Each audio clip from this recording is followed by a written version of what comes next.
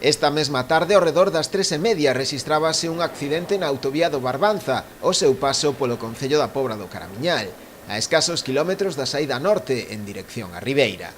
Por causas descoñecidas, un turismo saíuse da vía, colidindo contra a mediana, e posteriormente acabou volcado en riba dun dos carrís da propia autovía. A condutora e a única ocupante do vehículo resultou ferida de carácter leve. A consecuencia do accidente víronse tamén involucrados outros 2 turismos máis e un camión que circulaban nese momento pola vía, que ao intentar esquivar ao vehículo volcado colidiron entre sí, pero sen demasiada consideración.